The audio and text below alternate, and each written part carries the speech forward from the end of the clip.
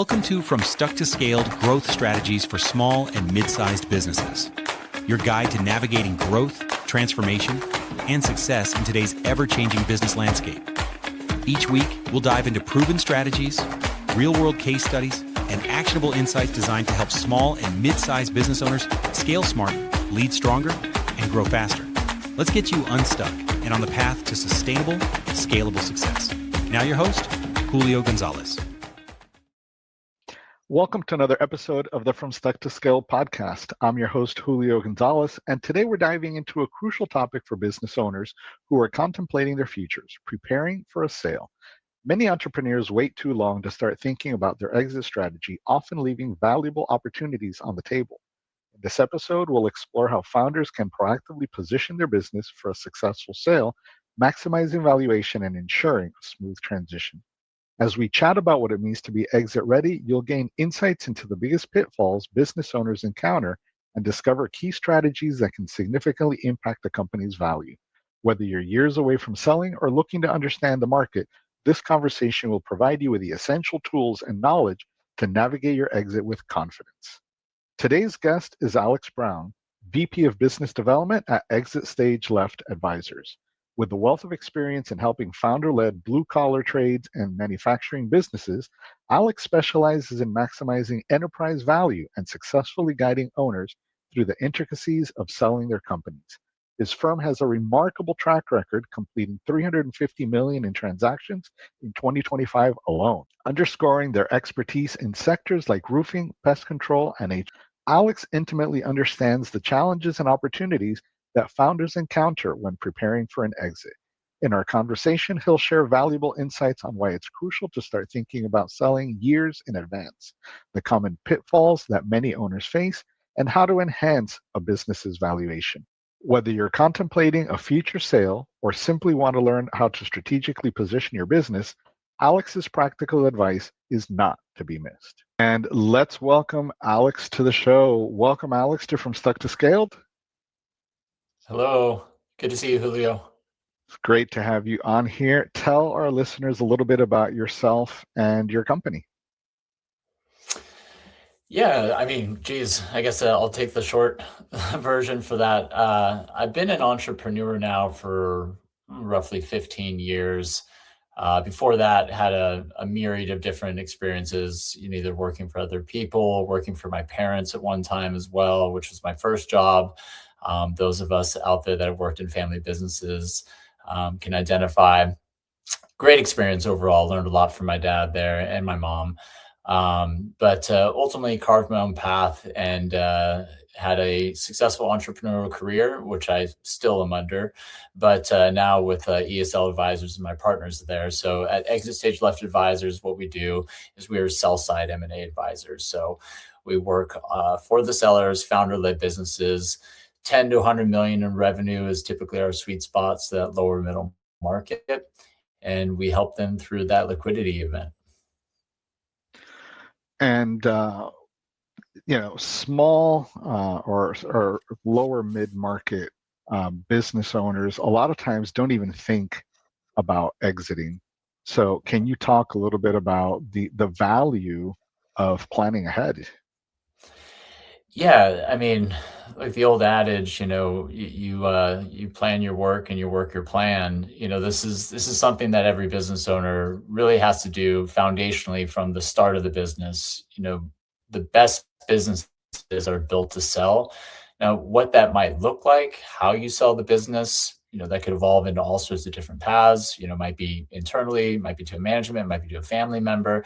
Could be through employee-owned via ESOP, or it could be to a buyer on the private market, whether it be a strategic buyer, whether it be a private equity company or family office, or just an individual that's looking to do investment. So, but one way or the other, your business is going to exit, whether it just closes its doors one day or it goes through one of those previously mentioned paths. So building your business with the intention of being seller ready is really foundationally important for any business. But again, whether you take that path or you don't, or how that goes about, in the life cycle of your company, that's up to you as a founder. But having it intentionally built so that you can sell it because Julio, you come across this all the time in your business. We come across this everyday lives. You just don't know what could happen. People get sick. Um, you know, Maybe you all of a sudden decide that I don't want to do this business anymore. I'd love to do this business. I was classically trained as a piano player and I want to go back to being a concert pianist, whatever it might be, right? But you need to make sure that you're ready so that if the time does come, that you have an opportunity to get that liquidity out of the business and put it into your bank account and get it to work for you. A lot of times business owners don't really understand, I'm going to say the value of their business, but really what I want to say is more the long-term value of their business. I was having a conversation with a couple of real estate folks, and some real estate businesses are saleable, right? If you have a strong referral business, Mhm. you can sell that book of business, to somebody else and continue to get residual income from that book of business. But a lot of realtors think, my transactions come one here, one there. They may have, a lot of transactions in a year, but they don't necessarily think of them as repeating. But a Mhm. repeatable business will be saleable, even in the real Mhm. estate space, right? Sure. Yeah. Well, I mean, you see it in all sorts of verticals. Of course, you have repeatable businesses that are, white collar professions like CPAs. And we both know many, many of them right now that are receiving phone calls all the time, estate planning attorneys. Hmm. So you have a lot of white collar professional service businesses, and that includes real estate agents. You know, I think any business is capable of being sold. To your point, and I think what you're really underscoring here is as an owner, what are you doing to position your business? How are you thinking about your business as an asset, as a liquid asset? Because everyone's financials are in the business. You get paid out of the business. You have to think about, if that spigot turned off, how am I recreating my paycheck now? What is that going to look like? And this is a big thing that most miss on and don't think about. But it's a huge, huge part of the exit process. You need to understand, how are you going to recreate that paycheck? How are you putting your business into a position so that if someone does come knocking, you can sell it, or with the intentionality that you want to go to market and sell it? How much are you running into, let's talk about older founders, how much are you running into with them either not wanting to sell or not being ready to sell because the business is their life and they don't know what they're going to do next personally? They don't know how to slow down and just relax. So how much of that are you seeing? All the time. It's you know, People love to work, right? And especially the older generation, called the boomer generation. I mean, there is a work ethic there that is super admirable, right? This is a generation built on toughness, right? And the idea of not having somewhere to go and something to do is a little daunting. It can be a little scary. Like, what do you do with your day when you are your business? You are the identity of the business. You find a lot that owners are doing a lot of things that maybe should be delegated to other persons or people. The old kind of litmus test, and you've seen it a million times in your conversations with people too. It's like, if you took a 2, 3 week vacation, what does that look like for you? You know, are you able to just completely unplug? Who's running the business?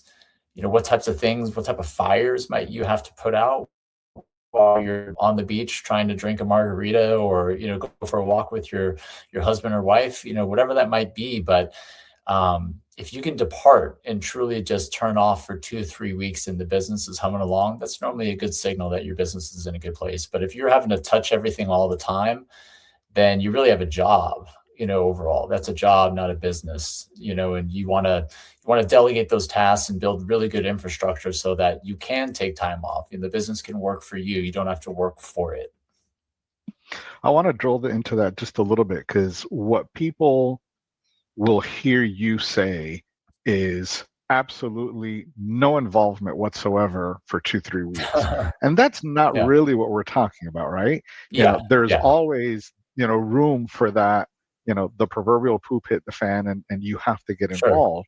But Yeah. it's not being involved constantly throughout the day through Yeah. that period, right? Yeah, look, I mean, your largest customer, let's say that you're in a business that has a handful of customers, maybe it's only 10 of them, and one of them represents maybe 15% of your business. Again, not a position anyone wants to be in and having a high customer concentration. Let's just say that's the case, right? And that customer all of a sudden has a real disaster on their hands, and somehow you're in the mix of that disaster. You're going to have to get involved. You are the owner of the business. This is a huge part of your revenue.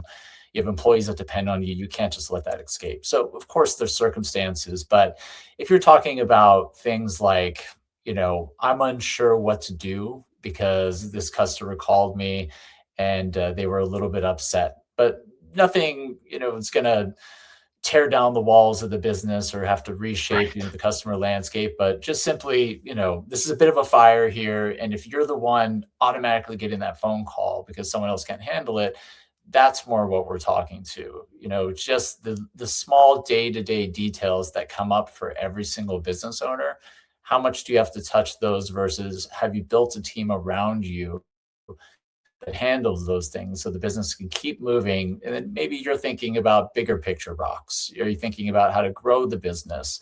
Maybe are you doing that through acquisition? Are you looking at other competitors in the market that you'd like to acquire? Or are you just doing business development? You're the one showing up at the chamber, speaking about the business. You're the one having lunches with people and coffees and trying to figure out how you're growing the business through new referrals, but that's the type of activity that is accretive to the business versus something that is weighing you down, which is, Julio, I need you to handle this because I've got this upset customer and I don't know what to do. Much different. Yeah, and that's the conversation that I have on a regular basis with my customers, right? Because like you said, that business owner needs to be selling, building, advertising, whatever that is to grow the business, Yeah. not be in it. So planning ahead, making sure that you aren't that integral part of the business, helps you long term when it Yeah. comes to exit. So, what would you say that it would look like for my business, not my business specifically, but as a prospect, what should I look for to say that I am ready for an exit? Yeah. I mean, well, first, having a team around you is really important, so making sure, do you have a good relationship with your CPA? You're sitting down with him or her on a quarterly basis. Do you actually get updated balance sheets and P&Ls? Are you looking through them?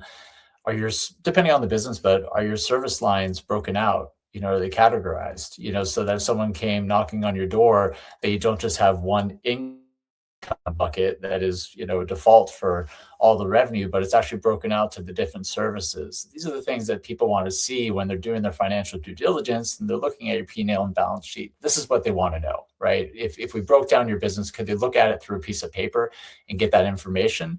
Or would you have to say, oh, well, in this $1 million line item is 10 different services that we do. So you want to have a good relationship with your CPA, making sure that those are broken out. Have a financial advisor. So if you're meeting with the CFP, which is a really good idea as well, get with a certified financial planner. The reason I say CPA and financial planner, those two things can go hand in hand. So as you're trying to calculate, okay, I've got, let's just call it $1 million of liquidity. I make, $500,000 from the business, every year. Maybe some of it's been used in a myriad of different ways. Maybe a family that you support, but ultimately you need to put a plan together for how much money you need to have post exit so that you can recreate your paycheck. Financial planners are great at helping with bringing that to fruition, creating a plan around what am I going to do with these proceeds in order to make sure that I have enough money, my next chapter for whatever, again, that next chapter will be. And then, your estate planning attorney, you need to make sure that you've got your trusts set up, that you're thinking about, the exit of the business, how those proceeds are going to make sure that they're going into the right, box, so to speak, your trust box, and those assets are protected.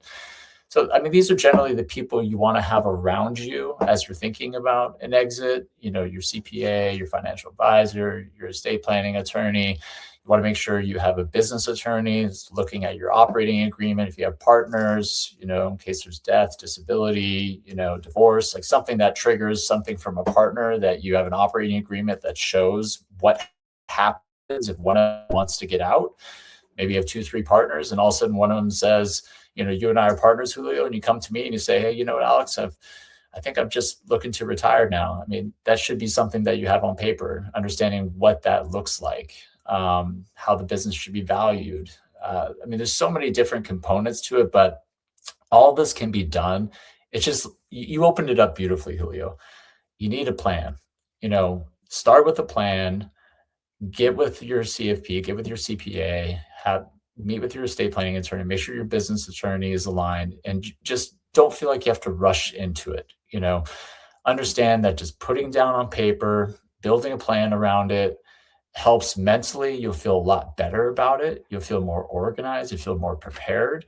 And then when you do get into that place where you're ready to take your business to market, you're not going to feel stressed out about it. You're going to have an understanding of, what you are expecting going into it, and then what value you need coming out of it, so that post-exit life of yours has some real strategy as well.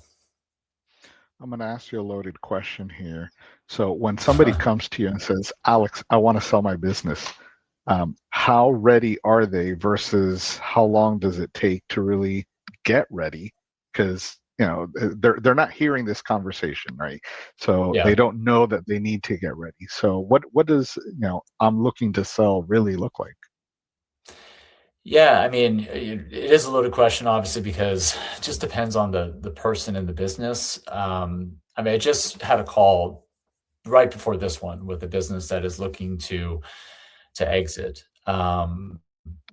And they are very early in the process. Their business is on an upward trajectory, which is great. So first things first is your revenue going up and to the right on the graph, so to speak?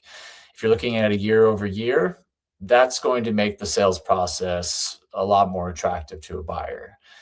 If you've waited a little bit too long and now the business is, let's say, going down and to the right on the graph, you're not going to get the event that you had once hoped. And decoupling that mentally for some owners can be very difficult, because what it was worth, or you thought it was worth, or maybe your friend at the club says, I sold my business at this multiple when it was at this level. It's hard to remove that thought from someone's head when they know what their business could be worth, because, well, Julio, it did 10 million 2 years ago. This new buyer, they just need to do what I was doing before. The brand is there. The mechanics of the business are there. It doesn't matter that I've gone down 20% over the last 2 years. We could do that. I just need more help. I need more infrastructure. So that's a conversation you hear quite a bit, is the attachment to what was and not with the reality of what is.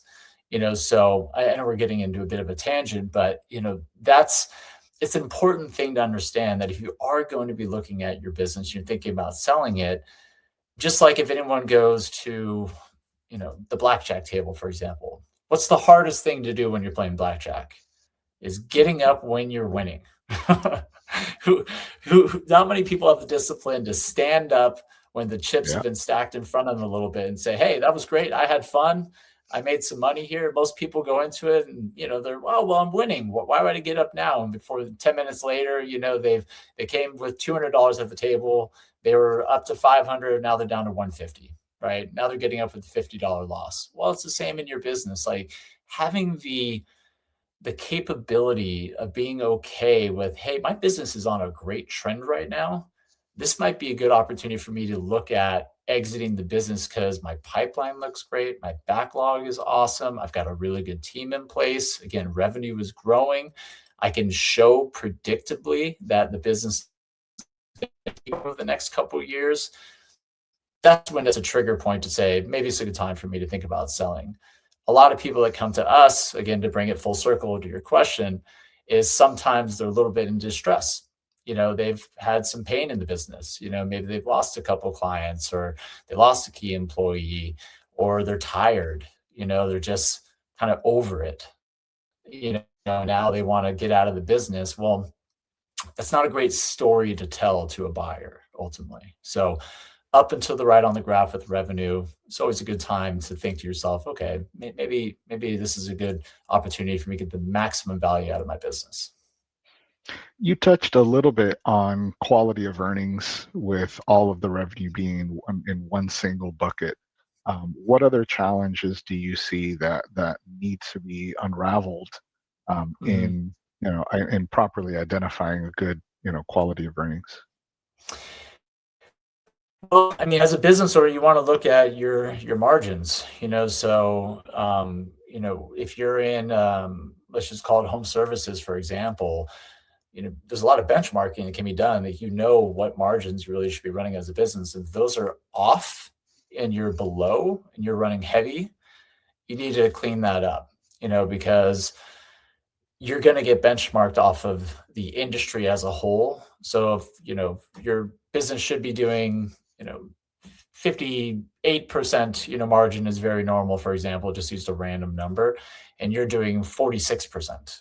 You should be asking yourself, okay, why am I leaving that 12% margin? Where is it? Where's that leaky bucket? What can I do to improve that?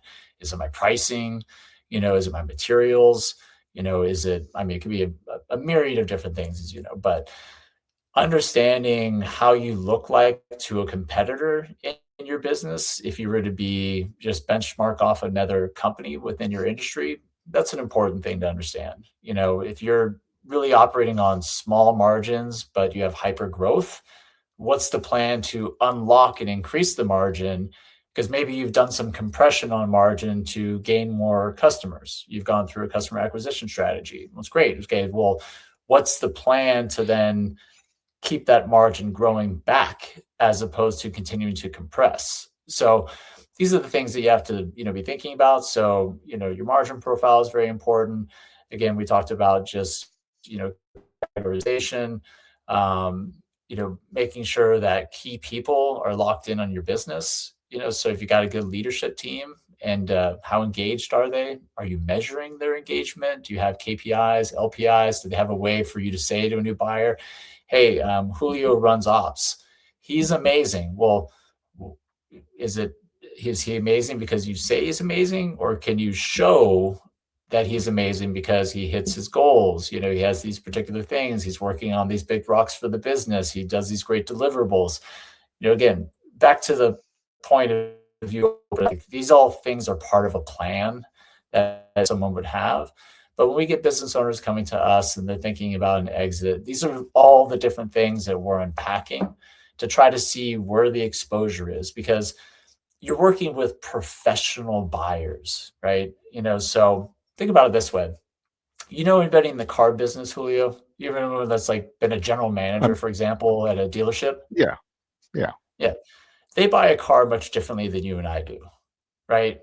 They they understand how to buy a vehicle. Now it's something that's commonplace. We've all bought vehicles, we've all sold a vehicle, or, had a vehicle you sold, outside your house, put it up on yep. eBay or whatever else like that. And some guy came to your house and Facebook Marketplace, and you sold it on the spot, and you did a title transfer, whatever else. Very different than when you're doing it professionally at a dealership level. You understand all the different ins and outs, where you can press, how auctions work, how to get access to them. Same thing when you're working with professional buyers. This is what they do, right? This is all they do. So this is why, again, I'm not trying to promote whether it be us or anybody else, but if you're going to go into that battle, it's good to have a good team around you. The people I mentioned previously, like your CPA, your CFP, your estate planning attorney, your business attorney, but also have an M&A advisor, someone to help you balance that scale, because you are going up against people that do this.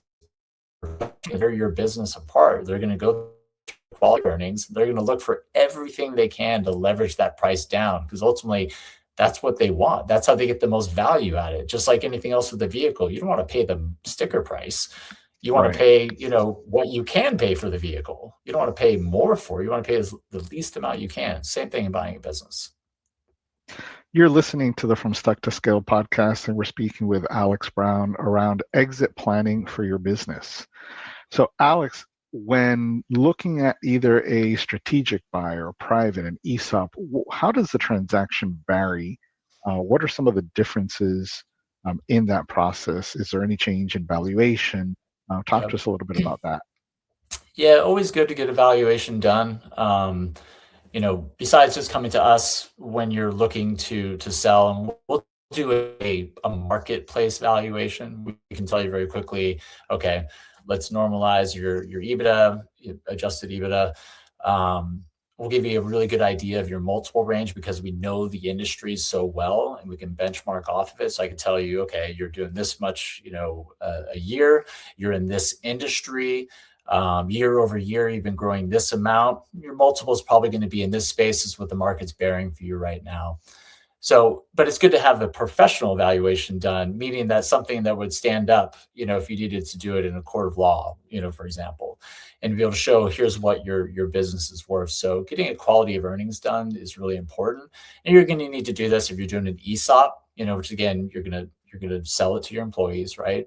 Complicated process, long process to do. But there's great people that do this. We can provide great insight and capability there as well. But there are people that are just, and we know them both within our ecosystem that do ESOPs, and that's all that they do. It is going to be a long-term process to do that. Could be the right fit though. I just had lunch with a gentleman literally 2 weeks ago. He had done ESOP, loved the way that it went. His employees, the business is thriving. Everyone's bought in. You're giving bits of ownership to everyone in the company.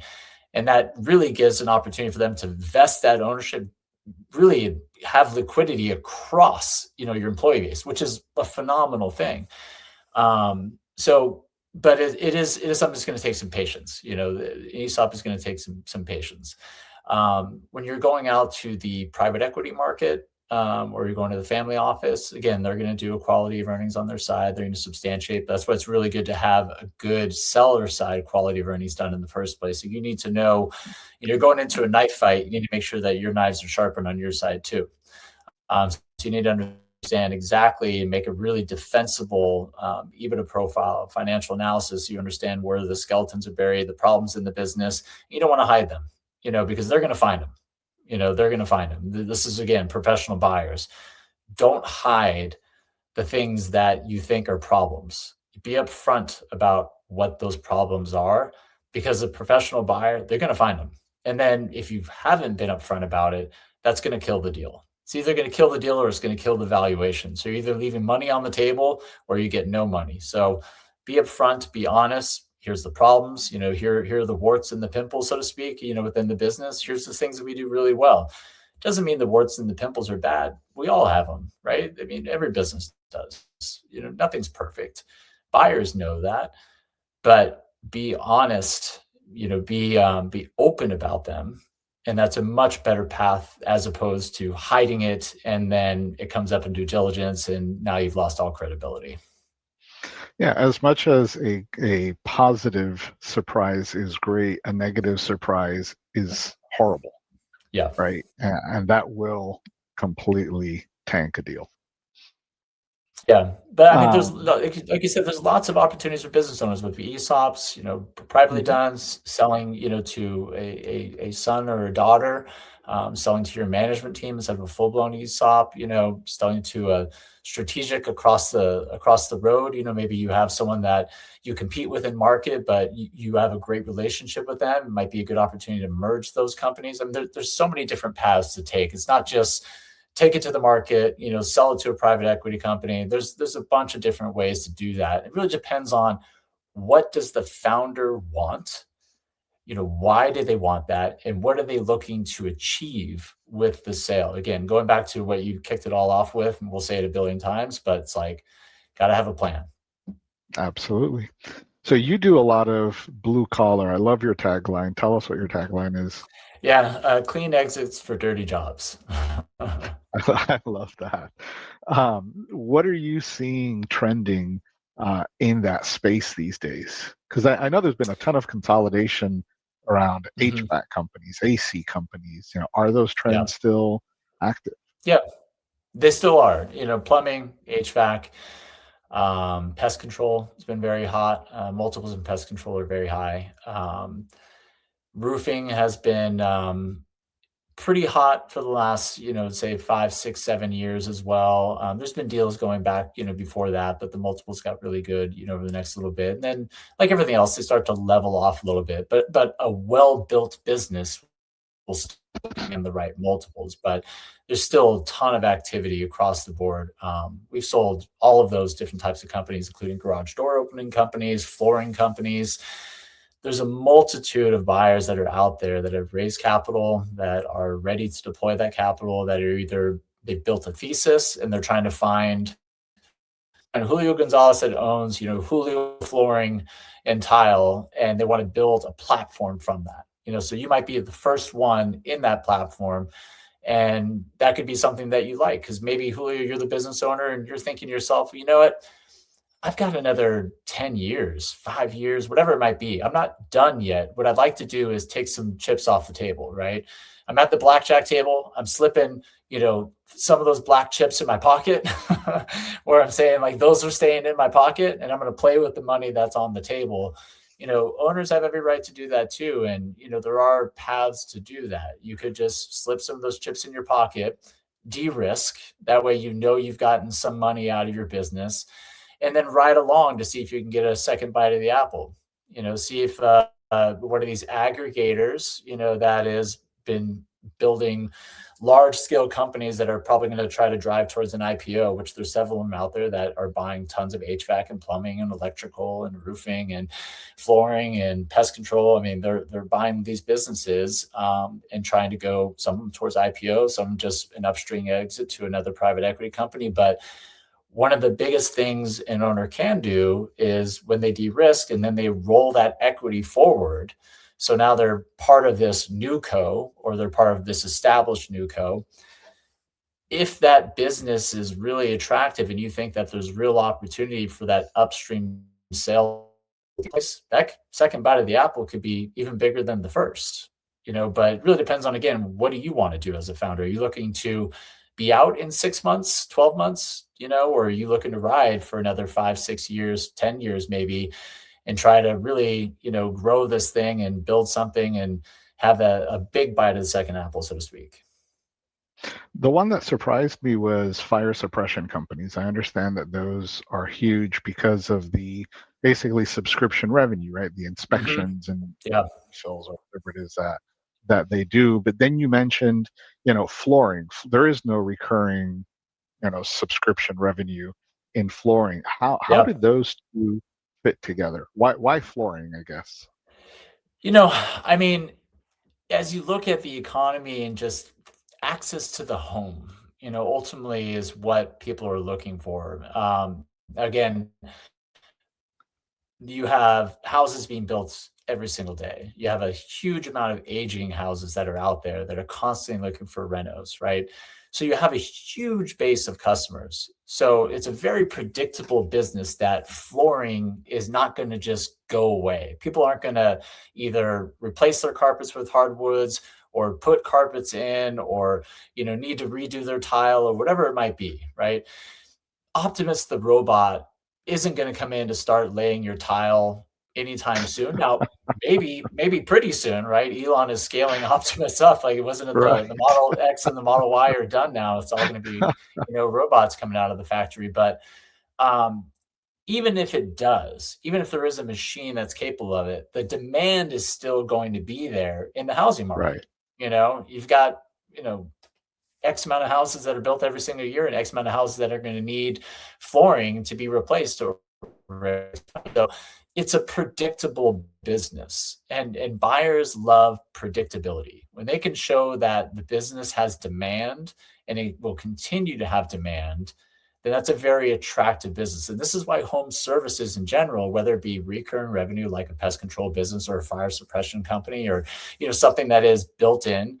I always ask when I do speaking engagements, I say, hey, how many people here have a pest control company? And everyone raises their hand. I'm like, how many people have changed their pest control company in the last 5 years? And there's like one or two hands that go up. It's just one of those things. So it's a predictable revenue stream. Are you going to stop having pests, in the AI revolution? No, you're going to continue having pests. Are you going to want to remove them yourselves? No, you're still not going to want to do that. Will Optimus the robot be your pest control person? Maybe, I don't know, but either way, companies will be there to create that predictable revenue and monetize it. And so it really just comes down to, where can you have access to the homeowner? That's where a lot of these private equity, firms have built their thesis on is access to the home, because then you can always attach and bolt on other services. Roofing, for example, a lot of private equity buyers like to see, maybe 10 on ancillary services. So it could be, part of it's on gutters, for example. It's not all the revenue stream, but maybe it's just some of the ancillary services around the house. Well, does it also make sense that that same roofer who's already working on exteriors might also have something that is related to decks, or something that's related to, putting Trex in, or, other types of exteriors? Yeah, it does. They're already there surveying the home, right? So you can kind of bolt on and build these other revenue streams with it. And private equity loves that. Alex, what should an owner expect during the sale process? What does it look like? I've never gone through a sale. I'm scared. You're going to provide me some guidance, but what can I expect? Well, the first thing I would say is approach it with some patience, right? Because it is a process. This isn't something that happens quickly. If you have patience in the process, you're really allowing good things to happen. You don't have to feel like you're rushing, right? So we talked about earlier, having a plan, but making sure you just don't feel rushed. This is why it's important to build your business in the first place, so it's capable of being sold, so that you don't have to just rush to sell it in the event that something happens and you need to get liquidity out of the company. So have some patience in the process, right? The first thing anyone's going to want to do is dive into your financials. So going back to our point, talking about having a good relationship with your CPA, breaking out your service lines, that's the first thing anyone's going to want to see, whether it be a sell side M&A advisor like myself, or someone who's buying your business, who's called you directly. But you're gonna have to open up the Komodo a little bit. So you may tell them I make this amount, but they're going to know very quickly how much you actually make and what the adjusted number is. So have your financials ready to go. P&L, balance sheets, tax returns, you're going to have to share those right away. You're going to have to answer some questions about your business. So you're going to need to know, how can you paint a picture for why this business is a good business next year, 2 years from now, 3 years from now? Don't just expect that a buyer who's buying your business has those answers. They may have an idea, but they want to know from you, the founder, why is your business going to keep growing? Why is your business, not the industry as a whole, but why is your business going to keep growing, right? So be prepared to answer that question, because it's an important thing to know. Every buyer wants predictability. You need to paint that picture of predictability. So again, share your financials. You're going to have to eventually bring in some of your key members of the team into the process. When you do that, I would say the later the better, especially if you feel like there's some flight risk. But then if some flight risk, you need to ask yourself, well, why is there flight risk if the business is going to be sold? Maybe, you need to think a little bit about that as well. But, you're going to have to provide access, and if you're feeling gating, like if you're gating the process or you're guarding the process, that's not, how this is going to go well for you. You need to be open, you need to be available, and you need to be patient, because it is a 6 to maybe 18-month process, depending on, how it goes. You may decide, I want to pull out of market. I didn't like the offers that I got, but I found out a lot about my business that I need to go back and correct, so that I can go back into market 12 months from now, have these problems resolved, and get much more value out of the company. So patience is a virtue here. You very gingerly touched on the phone call that comes in. I know a lot of people are getting phone calls and emails. Yeah. I've got an age tech startup also, and my product isn't even out, and I'm getting emails. We want to buy your company. Yeah. What do you tell business owners? How do I know which one's real versus just some rando trying to generate leads? Yeah, well, there's a lot of people that are independent sponsors out there that are just trying to find a business that is open to being sold, and then they're going to go try to play matchmaker, and they're going to try to find somebody out there who actually has the money to buy it, right? So one thing you just touched on is, you do need to know that if you're going to speak with someone, what are their intentions? So before you share any information about your company, how much revenue you're doing, how many customers you have, what your expansion plans are, any of those details, you should be turning the tables and asking them a lot of questions. Think about it this way. Both of us are, older gentlemen now, but let's go back to our 20s when we might have gone on a first date. Okay. I think about these conversations. If you're having a good first date, you're asking all the questions, right? You're not talking about yourself the entire time, Right. but you're asking all the questions. Make it a first date. Ask them as many questions as possible. Why are you interested in my business? What is it about it that's compelling? Have you bought other businesses like mine? What did that transaction look like? How much equity was it versus how much cash was it? What are your plans with these businesses? Are you rolling them up? Are you trying to aggregate them? You need to ask as many questions as you can before you give any information. If you go any deeper than that, you should have an NDA in place. And by all means, don't let anyone ever corner you into exclusivity. Exclusivity should only come when you actually get really deep into the process. You've gone through an LOI, you've actually received an offer that details out how they want to buy you, how much cash is there going to be, how much equity you might need to roll, what that due diligence process looks like, the key people that they want to keep around. You need to understand all of that before you really get into exclusivity, because a good old trick is, let's lock this business down, make it so they can't go anywhere else. In the meantime, they can start just beating the crap out of you, so treat it like a first date. Ask tons and tons of questions about them and why they're interested in you and your business, and whether businesses like yours that they've previously purchased, and get to know them as much as you can before you say very little about yourself. Then you can open up a little bit more if you feel comfortable with them. There's nothing wrong with taking meetings. Take a coffee meeting, but again, understand that you need to be the one controlling the conversation. So you've given us, we're at that point where I usually ask for tips, and you've given us a ton of tips. Is there anything you want to add in terms of, consolidating or final words for our listeners? It's an exciting time to be an entrepreneur. There's so much M&A activity that's taking place, right now, for a multitude of reasons, but it's an exciting time to be an entrepreneur. So if you are interested in selling your business, what I would say, whether it be us or somebody else, get with people that do this professionally. Even if you just ask them for a cup of coffee, it doesn't mean you have to engage them or anything else. But most people, like you and I, Julio, know, and you're the same way as I am, we're just happy to talk to you. We'd rather give advice, and hopefully that advice helps, than it is see someone get taken advantage out there, right? It's better to just give the free advice. So find out, who it is you could talk with, who might, take a call, or just, grab a cup of coffee. Use your resources, tap your network, get some answers. If you're curious about the process, be a little inquisitive. And by all means, we haven't even mentioned it, but it's not like Claude, GPT, and Grok and these other platforms don't provide a wealth of information that's very, very useful to any business owner thinking about selling their company too.